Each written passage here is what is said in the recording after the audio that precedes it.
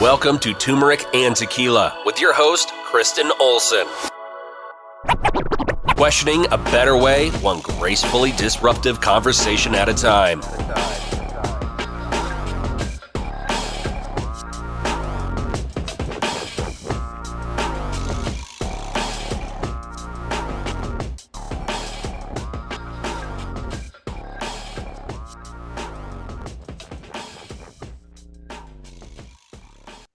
Welcome to Turmeric and Tequila. I'm so excited to be with you here today. As always, we've got a very special guest in the house. Many topics that come up in my world, a lot around women's health. So we're going to unpack those, focusing on infertility, fibroids, and hormone replacement therapy. So if you are curious about any of those, you want to lean in. Before we jump in, I do want to give a special thank you and shout out to our sponsors, Colorado Clownfish Swim School, swim lessons and water safety training for all ages. They believe in life skills through sports, so go waterproof your family today.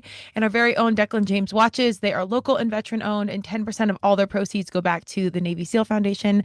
So go check out all of our friends. They are doing big things. Without further ado, I want to welcome Emily Marson to the TNT mic. Welcome, Emily. Hey, thanks for having me. I'm excited to be here. Yeah. Absolutely. So she is the owner of Aphrodite Acupuncture, focusing on all things women health. Like we could probably do a couple hours on this, but I do want to read her bio on what she does and all the base she covers, and then we're going to jump right in. Emily Marson is a fertility acupuncturist, entrepreneur, and founder and CEO of Aphrodite Fertility Acupuncture in San Diego. She specializes in helping women uncover the root cause of infertility through a blend of traditional Chinese medicine, evidence-informed fertility strategies, and functional lifestyle medicine. Emily's approach improves egg quality, balances hormones, and optimizes IVF outcomes, giving women navigating unexplained infertility, PCOS, endometriosis, and failed cycles a clear, structured path to pregnancy. Emily, holy cow, welcome. Yeah. Like I said when we were talking before, I'm just here to help women. I'm just here to get the mission out that you don't have to do infertility alone, and that even through all the other major sort of transitions that women go through, we're here to walk with you and help you feel better and vibrant. Amazing. It's needed now more than ever. Before we get to the mission and what you're doing, I always want to talk about the human behind it. Tell me a little bit about young Emily and how you navigated this space growing up, because I do think what we're going to be and do is in the stars very early. Yeah. So I was, after school, I went to school in Maine. I'm from the East Coast. I went down to New York City and I was in finance, like such a bro culture. I was hating it and like working to the bone. But I was also like you, an athlete, and sort of overachieving on the weekends, tore tendon. Okay, so not a big deal. Go and have surgery. And in the surgery, it failed, and they ended up crushing a nerve. And then I had like a nervous system reaction to it. So I was like trying to find the right doctor to speak to. And I was seeing like the foot doctor and the orthopedic doctor and the nerve doctor, and they were all really just seeing me through the lens of their specialty. They really couldn't get out of their own scope and see the full picture. So out of really like desperation for someone to help me, I, like most people do, I went and saw an acupuncturist in New York, and she was the first person to ask me about my whole body and how it related to what was going on and the pain in my ankle, etc. And I was like, well, who is this? Like, who is this woman? Like listening to me, spending an hour, really getting into my history and all of my other systems, and then, talking about how it applied to what I was feeling. And so I was looking for an out in finance, and I was like, well, I'm like a lover of all things, all knowledge. So I was like, acupuncture combines history and philosophy and medicine, Eastern medicine, Western medicine. And I was like, all right, I'm going to move across the country to San Diego and go to school. It's a 5-year postgraduate degree. And so it was heavy and intellectual and just so deep and so stimulating. I loved it. But I was really thinking I was going to go into sports medicine because that's how I got into acupuncture. But then I was working during school. And so I went and had my clinic shifts on the weekends. And that supervisor was the women's health supervisor. So patients who wanted to see her would come on the weekends, and we as the students would treat them. And I started to work on women's health issues, fibroids and polyps and irregular cycles and PCOS and endometriosis and fertility and miscarriage and IVF support. And I just fell in love with it. And I didn't know what I was doing at the time, but I started to have these amazing results. And so I was like, whoa, the universe is telling me this is what I'm supposed to do. And then when I got out of school, I really went deep. I became like literally obsessed and took every course I could find on it, every IVF course, every like nursing school course on it, Eastern medicine, Western medicine, and started Aphrodite like right out of the gate, women's health and fertility specialty. And that's really all we see is, like I mentioned, anything to do with hormones and regulating the cycle or maybe supporting their fertility journey, whether they're in IVF or not. And we get women to their families, which is like the best job in the entire world. These women have been struggling in isolation. No one's really talking about it to each other, to their friends, to their family. And we get to be that brightness that they haven't seen in years that they've been trying. And so they come in, they are usually high achievers. A lot of them have been ex-athletes like yourself. Like basically they have achieved their whole life. And so then they're like, why am I not achieving? If I do these X, Y, Z things, why haven't I gotten pregnant? And so we got the type A ladies come in and they're like, acupuncture is on the list of what to try, so I might as well try it. And we take them, we give them a space to offload everything that they've been holding. We treat them with Eastern medicine, which we can get into why acupuncture works and how it works. We do functional medicine on top. And then what we really do is dig deeper diagnostically than anyone has ever in their sort of fertility journey or their women's health wellness journey, provide education, and they feel empowered. And we get them either to the right people, the right integrative care, and we make miracles happen and families happen. It's really, honestly, the patients come in, they've been through infertility for so long that they're just like taking pregnancy tests. They're not doing it with their partner anymore. It's just like casual thing. And they come in and we got a pregnancy and they're like, I'm pregnant. You're the first person I told. Like my husband was like already at work. And it's like the best days ever. Ah, that's so incredible. Well, two main questions. What sport did you play and what surgery did you do? I played basketball and field hockey. And then I was, in college, I taught like exercise classes and I've just been like, involved in hardcore exercise and working out my whole life. I love it. It like fuels my soul. I love it. What college? I went to Bates College. It's a little yeah. like liberal arts college up in Maine.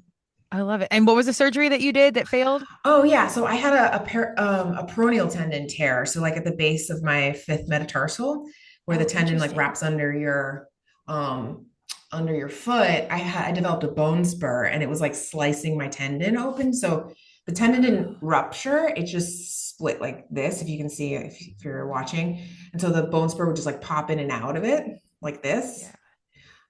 And so on a traditional MRI, they couldn't see it. They couldn't see the tear because I wasn't like walking. It wasn't functional MRI. So for like a year I limped, and then they finally found it at like a special MRI at Yale. And then they took down the bone spur, repaired the tendon, but they crushed a nerve. They crushed my nerve in the cast. And then like my body like overreacted. So then I had like nerve pain all over. It was so long. And I am so grateful. It was really terrible for a year. It was like a lot of pain for a year.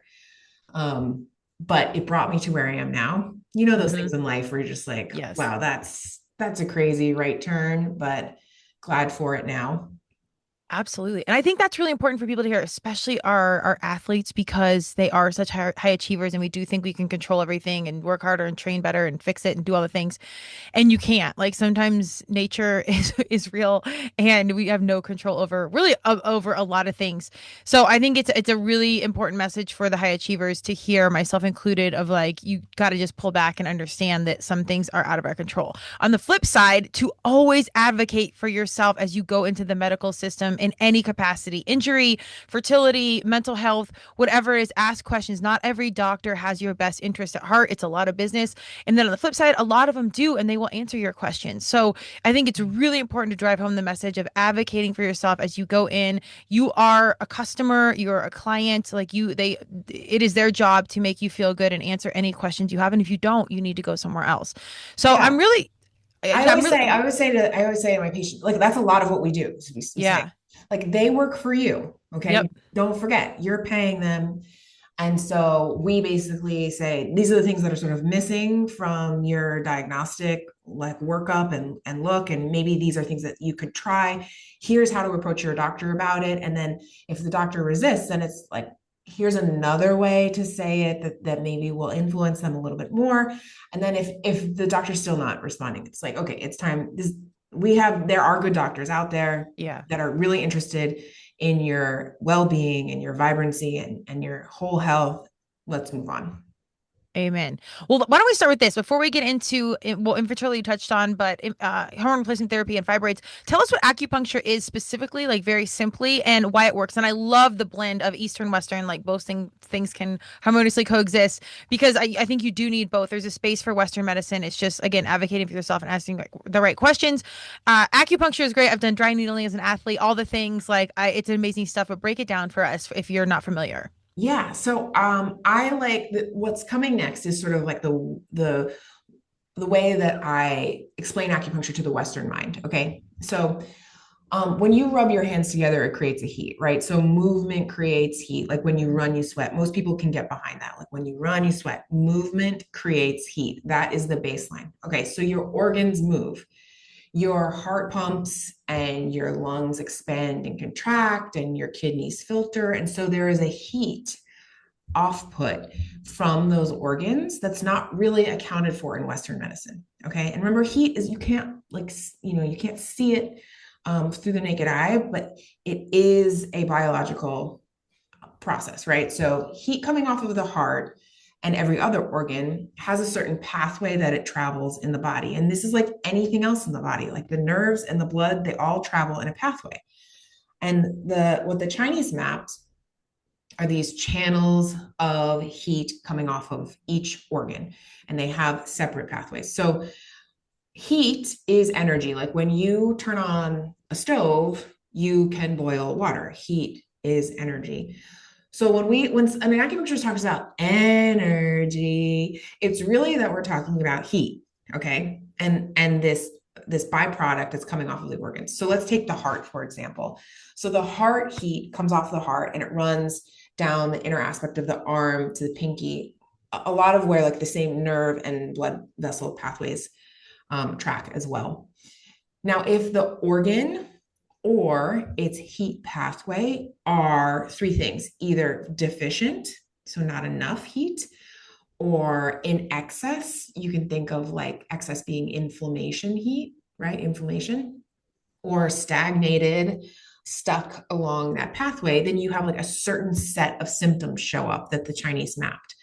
Okay, so excess heart heat, so excess movement of the heart creating more heat, looks like symptoms like anxiety. Okay, and people who are anxious actually feel that heat, right? They feel like a rising, and heat in nature always rises. So heat coming off of the heart from anxiety, like excess heat, will rise, and you'll get like flushing, you'll get overthinking, like overactivity in the brain, you'll have like insomnia, you'll have like heat at night. This is excess heart heat. And there are certain other symptoms that map with deficiency of that organ in its heat pathway, or let's say that heat pathway is stuck and can't circulate well. And so we ask a bunch of questions to our patients that get at the root of the combination of symptoms that they have, and then we can map it to the organ, and one of the three sort of pathologies associated with the organs in Chinese medicine. Okay, so now the Chinese also, if you run your hand along the inner aspect of your arm, you'll actually feel like little dips in where the tissue is. These are acupuncture points. These are sort of wells where the heat of that organ is moving. And the Chinese mapped, if you put a needle in one of those points, that it either brings up a deficiency of the heart heat potentially, or it brings down an excess or inflammation of that heat, or it pushes through a stagnation. Like anytime you have something foreign enter the body, like let's say a mosquito bite, like the little whatever, like little nose of the mosquito enter, your body reacts, right? Anything foreign, the body reacts. And so it'll send like blood and lymph and histamine to that reaction. Now with the needles, same thing. You put a needle into the body and the body's like, hey, what is that? It's something foreign. I'm going to send blood and lymph and histamine to that point. And that particular point, you know, whether its function is to bring up or tamp down or push through stagnation, will then create the sort of reconnection of that heat pathway to its organ. Now you have all the organs doing this at the same time. And if there's deficiency or excess or stagnation in any of the organs or different organs at the same time, then the body's like energetics, its heat, its movement, its coordination are off. And so much has to happen in our bodies in a synchronized way for us to feel well or achieve pregnancy or not have pathology. And that's sort of what's missing from Western medicine. Western medicine really looks at like the substances of the body, right? Like what they can see, you know, like the cell or the brain or the tissue or the bone or whatever. And they work off of that. Eastern medicine works off of that heat that is traveling and coordinating all of the organs to function optimally. And so you can think of Eastern medicine working off of really like the systems in sync. You know, in every piece of DNA, you have a playbook as to what needs to come first, second, third, fourth, in order for your like body to function well. And that takes so much to come together to work well. And it's again coming together in synchronicity and communication. That is all sort of like movement. And when you think of movement, you think of heat, and that's what we call chi, this like heat pathway, this chi, this sort of like vibrancy and synchronicity to the body. The thing that you can sort of think about is like when someone dies, the energy or the heat leaves their body. They don't look like the same body. They don't look like the same person. And so that, like, whatever made them look alive and vibrant, that heat, that energy, that is the system that acupuncture works off of. Versus Western medicine works off of like the actual like physical body. And so a lot of acupuncturists and Eastern medicine practitioners sort of say, oh, Eastern medicine is looking at the same body and just using different language to describe what's happening, like different vocabulary words. But I've been like thinking a lot about how it is actually playing off a different system. Like there's Western medicine and then there's Eastern medicine, and they are both involved in how the body functions. And that's why you have some people who take, you know, who go to a Western medicine practitioner and they get better because the doctor is like, here is this for this tissue, and they get better. And then there's the patients who have tried everything Western and they come in, let's say for fertility, and we get them pregnant in like one cycle. And those are the ones that just need a little like tick in their sort of heat or energy pathways optimization. And then there's the patients who it takes longer to help, and they have sort of dysfunction in both.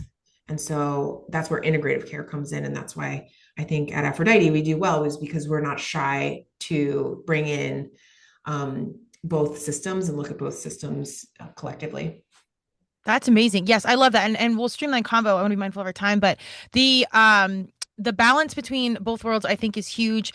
And also understanding that it's not woo. Like there's science and energy like can't be created or destroyed. That's actually physics. So it's funny that it's like it Totally. all comes together and it's so not woo, it's measurables and it's been around forever. Tell us how you specifically address things like fibroids. I have several friends that have had many removed and large masses that are like fibrous tissue that really impacts periods, fertility, all the things. How does acupuncture specifically address those? Yeah. Fibroids are a stagnation of blood and tissue, right? Literally, but that's how we describe it in Chinese medicine. Now, that stagnation, often there's an association that acupuncture has addressed with emotional stagnation and trauma. And so, what you'll often see is that women who come in who have fibroids, it's like a stuckness of their emotional stagnation at some point in their life. They've been through a really difficult trauma, and the tissue sort of balls up in defense, just like you would sort of shrink back if you were being attacked. This is how the uterus and the tissue around the reproductive system responds. It contracts back into stagnation. So because of some sort of trauma, there's an association. So what acupuncture does is we work off of that, moving that stagnation. So it sounds, well, I just described it basically of the theory behind it, but we use particular points to help move this stuckness, both the physical stuckness of the tissue, move the blood so that it can, the systems of the body can disintegrate and get rid of this excess tissue. And also the emotional stuckness, which is, again, sort of what Chinese medicine does so well and Western medicine has sort of left behind, is that emotions are also heat. Okay, it's a physical, it's a physical response of the body, is emotions. And so this heat we want to clear and bring down the nervous system, clear the past trauma, and then the body can come out of contraction and get that fibroid to disintegrate. We also use a bunch of herbs in the processing of fibroids, because you do have to get rid of the actual physical tissue and break it down. And so we use herbs that are associated with like blood moving and shrinking excess tissues, and lessening the sort of tension of the tissue in the reproductive system. Okay. Well, we've only got a couple minutes, but I do want to touch on, maybe we'll have you come back and get into this. I can go until 12:30. Oh, okay. Till 1:30. Okay, perfect. I'll edit this up. Oh, awesome. Okay. I was going to say, I thought I was thinking 1:00 my time. Perfect. So and I'll edit this piece out, but I do want to continue on fibroids. I have so many friends that it's applicable, and now they're going to be potentially going back in their second surgery. So can you talk a little bit more about, what kind of people have come in? Have they already done surgery? Are they figuring it out? And what were some of your first steps?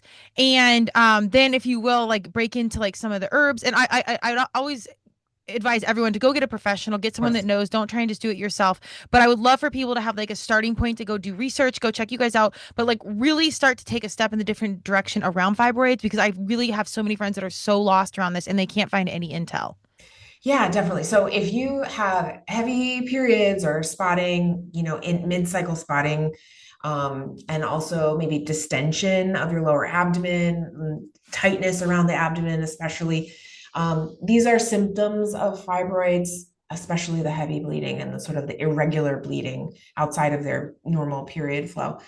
And one thing that is common also in women who come in with fibroids is that they have the inability to process out excess estrogens, whether it's genetically or maybe like epigenetically. They've developed the inability to grab onto these forms of estrogen that collect in the body. And any excess tissue disorder, including fibroids, polyps, endometriosis, will respond to and grow with more estrogen. So every time that you have a cycle, your brain sends down a hormone to grow follicles. And when follicles grow, they give off estrogen, and the optimized version of your hormones will then take that estrogen and grow the lining of the tissue in your endometrium. But so the body has created a way to grow tissue monthly. And it does that by estrogen, by producing estrogen off the follicles. Now, if you have tissue pathology, so tissue where it shouldn't be, then it also responds to estrogen. So it is also going to grow every time your follicles give off estrogen. The other thing about estrogen is that our environment is full of endocrine disruptors, mostly estrogenic. And so what that means is like the hair product that you're using, the skin product, the plastic grass you're standing on, these things come into the body and they mimic estrogen in that they sit on estrogen receptors and produce estrogenic effects, so grow tissue. So I think in this sort of like world we live in, we just collect more estrogen anyway. So it's not just the estrogen coming off of your follicles. And women who have tissue disorders have a genetic sort of predisposition to not process those out. So women who don't have fibroids can grab onto the excess estrogen, pull it out of the body, and process it out through the urine or stool. But those who have tissue pathology can't. And so, long story long, one really good supplement to start with is a DIM, D-I-M. And what that does is it provides the molecules that attach to these extra estrogens, it grabs onto them in your body and helps them process out. So any woman who has like a day 3 estrogen over a 50, we always put on a DIM at least to start. And then if they have, advanced pathology, like advanced fibroids, then we have them on a formula. Now, Eastern medicine is curative to the person in front of us. So I would love to be like, there's this formula and it works for everyone, but it's really like who they are in front of us, what organs are sort of presenting as out of balance, even though like their fibroids are a certain way, there may be like 10 patterns of symptoms that we can branch out that will point to fibroids. And then given that, then we'll put them on a formula that helps break down that tissue and then work on the other things that we talked about, like the emotional aspect and what other organs are out of balance. I love that. The whole human way, like the whole human approach, which is so necessary. And like, I feel like as we get older, you start to figure that out and you're like, oh, connecting things. I feel like Universe was looking out for my journey where they started putting me marketing wise in front of like these like human optimization companies. And I was like, cool, like I can work with you, but I can't do it till I try it. And then like, ironically, I tried it. I was like, oh, I actually need this, like these biomarkers and like neurofeedback and like kind of crazy stuff. And I was like, oh, this actually works out. And like, I had an injury ACL like you, or it was like a breakthrough that really like put us on path. But it's really interesting how everything is connected. I am curious, when someone comes to see you, what kind of like blood work or biomarkers do you guys do when they come in, like an initial visit? Yeah, absolutely. So we have everyone do a day 3 panel. So basically that is FSH, LH, we have estrogen, like E2, estradiol. And then on top of that, those are the like day 3 that need to be run on that specific day. So 3rd day of bleeding, the first day being the first full day of bleeding. And then we do like an AMH, which is an egg reserve, which gives us like your sense of your reproductive health. We do prolactin and TSH, which is thyroid, T3, T4. We do testosterone. We do A1C because we're looking at the girlies who might have PCOS. And then we also do a cycle day 21 progesterone. So, and actually I have to correct that. It's not cycle day 21. It's 7 days past ovulation. So most women don't cycle on a perfect like 28-day cycle, right, which would put 7 days past ovulation being day 21. But really you need to track when you ovulate, and then 7 days past that, you'll track your progesterone. And it's really important to track progesterone because a lot of the reason that women don't feel well is progesterone gets a bad rap because it's in your luteal phase and people think that, oh, I'm in my luteal phase, I feel crappy because of my progesterone, but it's actually progesterone not holding. Progesterone actually makes you feel good. It's a sedative. It makes you feel like really nice and calm. And this is sort of getting into like replacement hormones, but you feel the most grounded on progesterone. And the reason that people don't feel well in their luteal phase as they approach their cycle, as they approach their bleed, is because progesterone is falling too early. And so what you have is progesterone falling and estrogen rising, and then you have this like these excess estrogen symptoms. So like it's the unbridling of progesterone to estrogen. Progesterone usually pulls estrogen symptoms down and controls them. If you don't have enough progesterone, then your estrogenic symptoms get get worse. And then you feel worse in your luteal phase. That's where you get, mood swings and irritability and night sweats and like agitation with your partner. These are sort of the dropping off of progesterone. And so it's important to look at your progesterone in your luteal phase. And that's why we run a 7-day past ovulation progesterone. I love it. And you really need all these details. I always tell my humans, if you go to your primary care doctor and you just start asking them to run blood panels, test your hormones, and they can usually code it under something specific, so it's covered. I test mine every year with my primary care to see variation over the years. And then if you have something specific you need, you can go to a specialist or someone intentional, like Emily. But then you have that data, and obviously you retest, you go through it, but you have some baseline in general, even if it's not 100% correct, or like the biomarkers are a little bit, I hate to say JV, but like simpler, like it's not all the intel, it's something, and it's something over time that you can look at, and then you can go test it. So if you're out there and you're wondering where to start, or if you just want to be, proactive, like start asking your primary care, how can I get all the blood panels? How can you code it? How can we do this the right way? And then you have intel to go see a specialist. Can you tell us how, or why this fibroids are more relevant and prevalent in women of color? Yeah, that's a great question. I think it just has to do with the genetic processing out of estrogens. It's just, unfortunately, in your lineage of DNA, the Gotcha. inability to, just like anything else, sort of like genetic, it is just coded that you have this processing problem.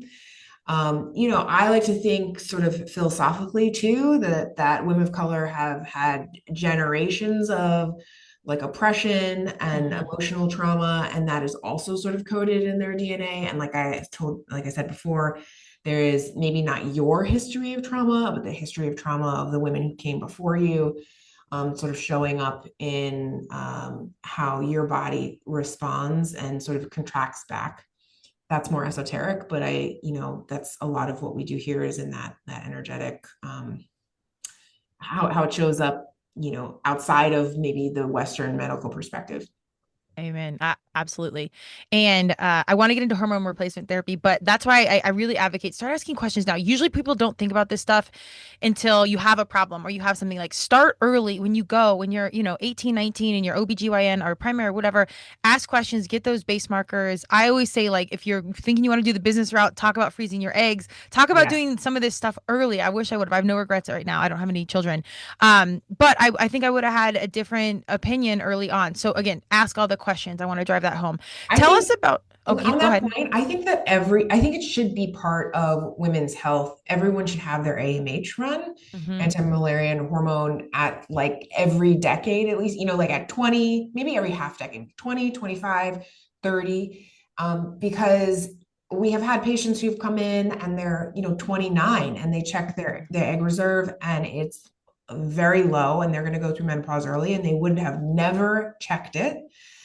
And then they don't have the opportunity to family plan, and go freeze their eggs or go make embryos with their partner. And it is distressing. That is as easy as a little blood test to sort of know and keep track of like the urgency or time to your that you have left in your reproduction, decades. So information is power. It's like Absolutely. Should be And everywhere. I don't know how you feel about this, but there's a documentary that just came out on Netflix, like the plastic detox. There's always something.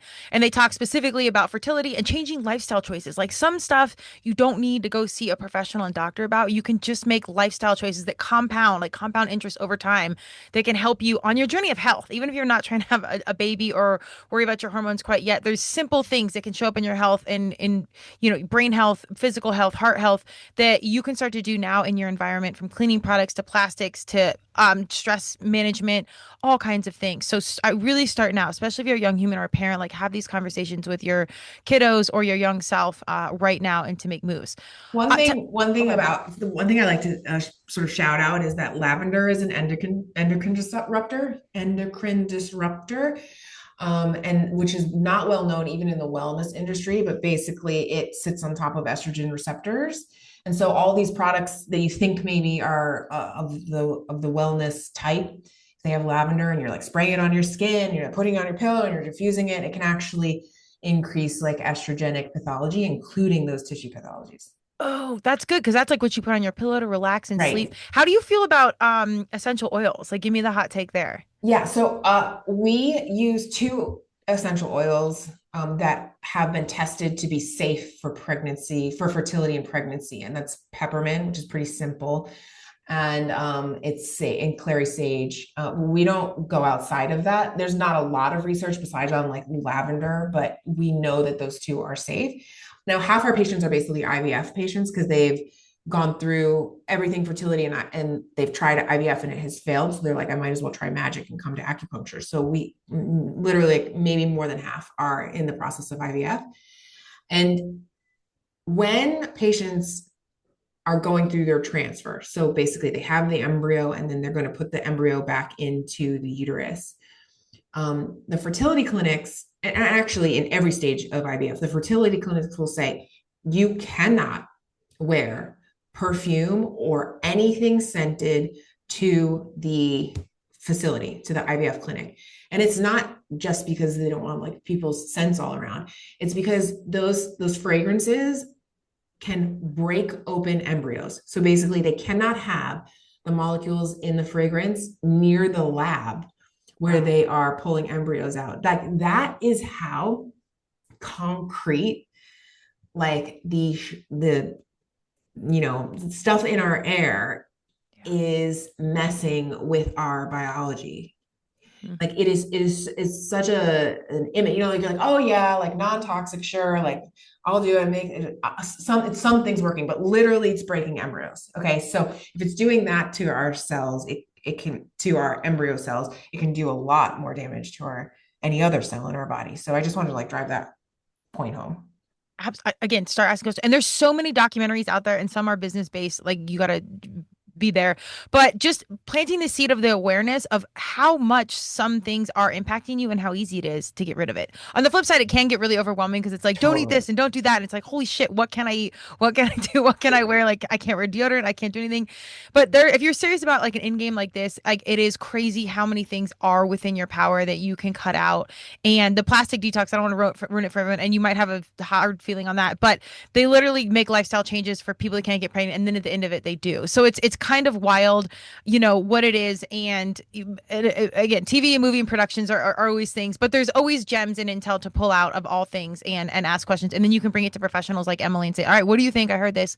Is there an essential oil company that you like or that you go to that you use?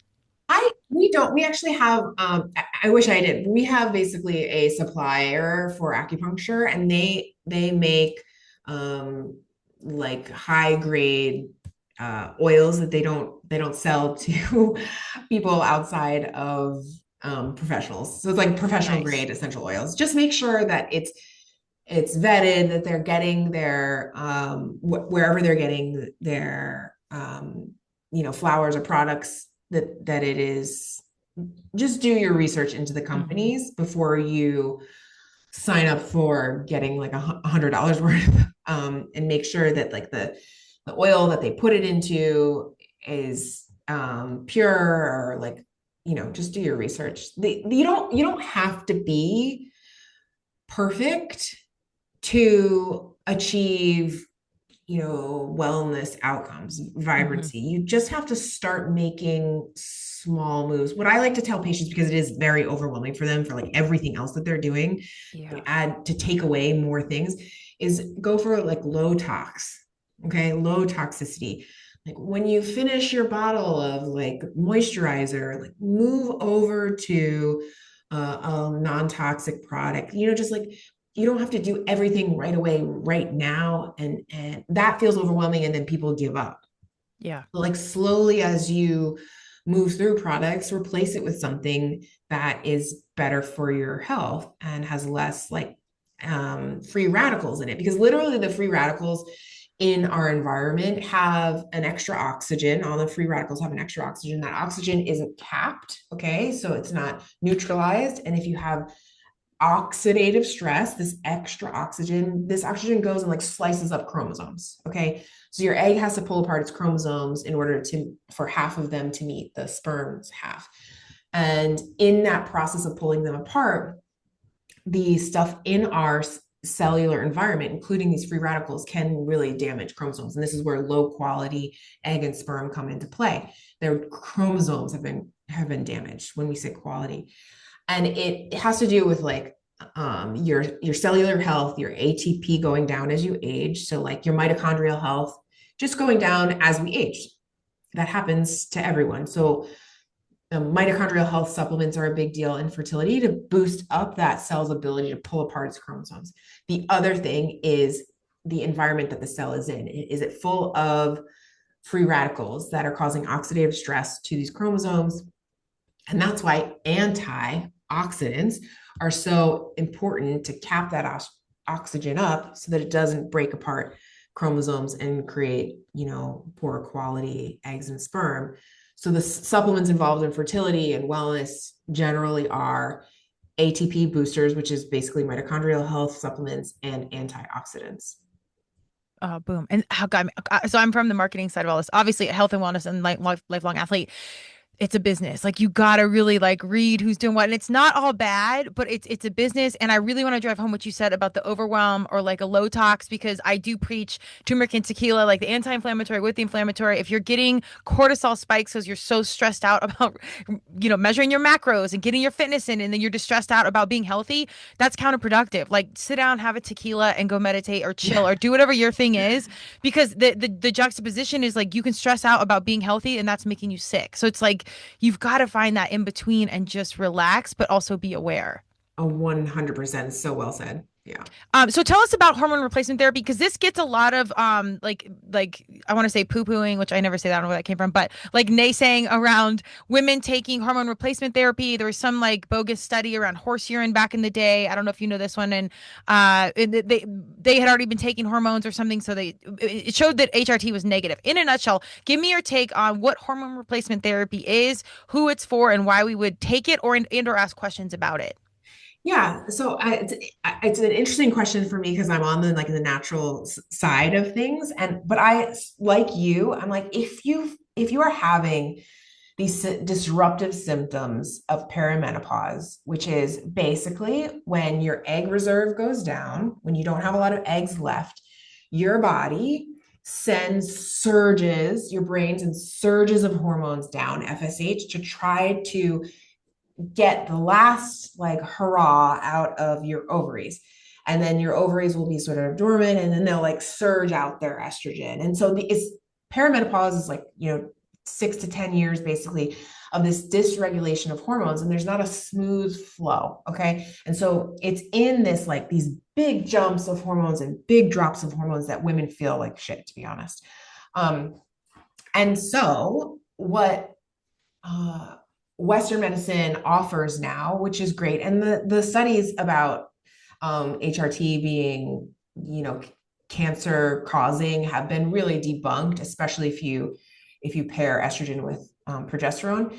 But basically, it gives the woman exogenous hormones, so hormones from the outside, to even out your levels. You want to think of like the same thing as like blood sugar spikes, right? Mm-hmm. Like you feel poorly when your blood sugar like rises really fast or crashes really fast. And so, eating small meals throughout the day will level out your blood sugar. Same thing with HRT. Okay. So they will give you estrogen on a sort of low level consistent scale, so you don't feel the symptoms of surges. And then they will bridle estrogen. And like we talked about, estrogen builds tissue if it's out of control, like too high. What they'll give you is progesterone to pull estrogen effects back down, sort of like the yin and yang of hormones. And that will keep estrogen from becoming sort of proliferative, which is where you can get like doubling of cells and cancerous cells. So what they found is that if you have both and you have them at sort of constant low levels, then the woman can feel better, regulate herself at all of the metrics that were making her feel dysregulated. And also, the cancer risk is basically debunked. What we can do Eastern medically is if we can get you in before you have these huge flares of symptoms where your body's really pushing, your brain and your ovaries are throwing signals at each other. If we can get your cycle to regulate in that, the communication, again, sort of like what I talked about in the beginning, is acupuncture is all about the synchronicity and the communication and the energetics, the heat and the movement. We can work off of that where you don't have these big dysregulated surges, and then potentially you don't need hormones, right? And you'll just do a slow and steady transition from having a cycle and a bleed to not. And so I say, try both, see how you feel on either or one or the other, do both together, but whatever you need. The one thing with Western medical exogenous hormones is that there can be there's always side effects when you isolate a compound and you put it into your body. But at low doses, like, you can actually change a woman's life and make them feel more vibrant. But I would also, say to your listeners, give your body some credit, and potentially with Eastern medicine and herbs, you can regulate yourself down where you don't actually need the crutch of estrogen. And then when you're on estrogen and progesterone, you have to stay on it basically for the rest of your life, or else you will go through perimenopause when you come off of it. Versus if you regulate down through perimenopause and into menopause with Eastern medicine or herbs, then once you get to menopause, which is the day that has been a year since you've had your last bleed, you will just be done with perimenopause. And then you won't have the surges of hormones. And then you just actually feel quite grounded, quite open, not covered by the fog of hormones. And honestly, a lot of women say that when they've reached menopause and they've gone through perimenopause, which is the symptom stage of it, they actually feel like the most themselves because they don't have the fog of the hormones. Oh, interesting. And I totally stereotype, or I get generalized, like hormone replacement therapy. I even lumped like Eastern medicine. To me, it was like you're proactively doing something to address what's going on. And so, yes, I think anytime you can take something that's natural, organic, or from the earth, or Eastern medicine, by all means. If Western medicine's your approach, whatever. But my message is do something. Like if you feel something, do something. Go ask questions. Just don't sit there and think that you have to go through it with that there's no answer. And I think a lot of women really do still think that. Oh my gosh, no, and it's becoming so much less taboo. There's so many podcasts on it. There's so much talk about it now. If you do a little digging, you don't have to feel like you're going out of your mind. You don't have to feel like you're not yourself. Like, this is a common experience as your hormones surge. And remember, hormones are chemicals. Yeah. Okay. So like, it's just like when you drink too much chemical, like that is a chemical react, right? Like the same thing. If you have too many hormones and they're flaring, like, you will feel physically different. And that is totally treatable. And you don't have to just sort of like white knuckle through it. Definitely Absolutely. not. If there's so many things and so many more questions I could ask you that I'd want to dive into, but I really encourage people to go see you. I know you're in San Diego. Do you work with other clinics in other states so people can go in state to like wherever they are? Like, Yeah, do you have totally. partners? Yep. We have virtual appointments, but also I'm just here on a mission. So like if you have questions, you can email me. The other thing we do is like if you have an acupuncturist that you work with or that's in your town, maybe doesn't specialize in women's health, then I have in the past for other acupuncturists. Basically, you'll have a virtual appointment with me, and then I will contact their acupuncturist, and we will work like together, and I will help them shape treatment based on my expertise. That is awesome. And I love partnerships. And I hope other acupuncturists are open to it. It's not like an ego thing. And I think like a lot of women are, and yes, I'm saying women on purpose, but because like then you have partners in the game in two minds. It's like a sports team. You have a trainer, you've got a coach, you've got a defensive coach. Like collective minds and building your team is so, so awesome. If there was one thing you would suggest for all women right now to do, like one easy change or one, meditation exercise, what's like one thing you'd suggest that people can do, like one step in the right direction right now? Yeah, I would say stop overscheduling yourself. So Amen. basically one activity a day. Because I feel like even when you're like, you've got your massage, even the wellness stuff, you got your massage at 12, and at 1 you have your hair appointment, and at 2 you're going out to with your friends. And like at each one, you're like, oh my God, I gotta go. Blah, blah, blah, blah. Like you're on Yeah. this cortisol, this adrenaline, and then you're rushing everywhere. You're just rushing. You're just like your whole life is rushing. Mm-hmm. So my sort of New Year's resolution is this quote that I wrote on my mirror, and it's be where your feet are, be Mm-hmm. where your feet are. And so I'm like, okay, I'm going to schedule myself for one activity a day. And then it's like, I have just that. And then the rest of the day, whatever, I'm doing work, but I'm not like physically hustling from one thing to the next, which is like overwhelm and adrenaline. And all of a sudden you're burnt out at the end of the Oh, universe just came through for you to lay the smackdown on me personally, because that day. is, I'm with you. And that's always a resolution, but then also you're just like, you say yes to things and you find it, but like the balance is inevitably not true. You just try and find it the best way you can. At this point in the game, I see how mission driven you are. And God, you are right on time on so many levels for so many things. And it stems from like heart space, but also like all the training and professional side of things you've done. But what is success to you at this point? Ooh, good question. Success to me is um looks like I would say not balance, but sort of like gear shifts. Mm-hmm. And so right now I want success looks like a downshift in my energetic output. Because there's a time and a place to go and be a founder and drive, and that's an upshift in the gear. But now, Aphrodite has like a reputation. We're like we are a stronghold and in the expertise of women's health and fertility. And I don't have to drive and push more. I Yeah. can downshift and in that only schedule one thing a day. The Yeah. privilege of like just saying, hey, I have the time and the space. If I can, then let's do it, right? Let's bring it back down. And so that's sort of the downshift of the gear is what success looks like for me. Great, great answer. Amen. And just being, this is my message to myself and perhaps to you, that feminine energy, you've done the hustle, let it come to you. We can sit here like queens, which is wildly uncomfortable for me. I'm like, no, no, no, we got to do it. We got to get all the things, but it will come to you. And now's the time. I think when you've run the lap, take a breath and knowing like that the work is done and you're Totally. ready. So, again, from me to you to me, Yeah. we're in it.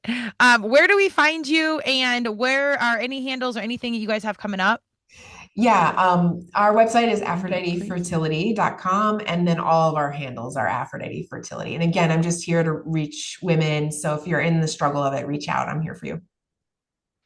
Amen. Well, I love this. I think there's so many more questions, like I said, we could go into because women's health is so understudied and there's not a lot to know. So go find a professional that is a woman, I have to say it, that has been through it and can relate to you on like a very intentional, personal, biological level and start asking all the questions. I want to give a special thank you to our sponsors, Colorado Clownfish Swim School. They are preaching swim lessons and water safety for all ages. So go waterproof your family today. And our Declan James Watches local and veteran veteran-owned. Go check them out. This podcast will be wherever you get your podcast. And of course, we'll have the video on YouTube. Go check out Emily. She's doing big things. We actually had humans in common on Instagram, so I love how small and big this world is.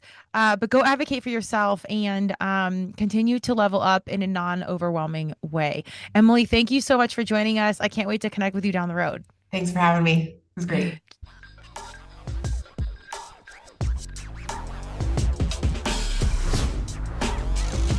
Thank you for joining Turmeric and Tequila with your host, Kristen Olson. Tune in next time, and don't forget to subscribe on Apple, Google Podcasts, Spotify, or wherever you listen.